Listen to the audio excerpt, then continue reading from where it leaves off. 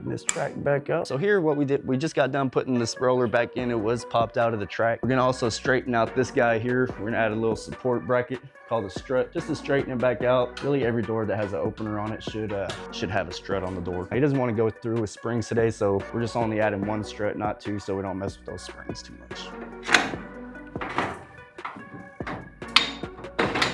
All right, that one back out. Now it's time to go down with the door.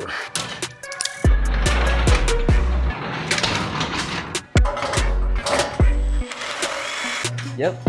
So made that adjustment to the opener limits. Now, as you saw, it stops where it should at the bottom. Just finished up here, went ahead and got the new strut beam on the door. This guy was sagging pretty bad, so I got to get the cast on the broken bone, straighten that back out. This guy was bent as well, wasn't making the clearing, so we went ahead and straightened this panel out for him. We added the weight to the door. What we did also on the springs is we adjusted the tension on the spring, so that way counteracts that weight that we added. Now the door is balanced. Finally, last thing we did, adjusted the opener limits on this guy, so that way whenever it closes, it's not crushing anything at the bottom, and it's not going to be going too high at the top.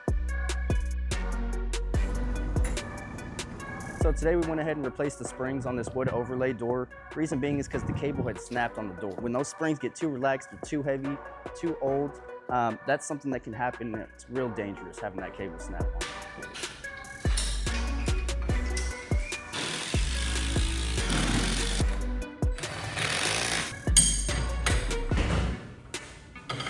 So these here are the springs of the garage door. They are the muscle of the door. They do all the heavy lifting for the door, make sure that everything's running smooth. That way, say if the power goes out and you do have to pull this cord, it's not gonna come falling down or crashing to the ground.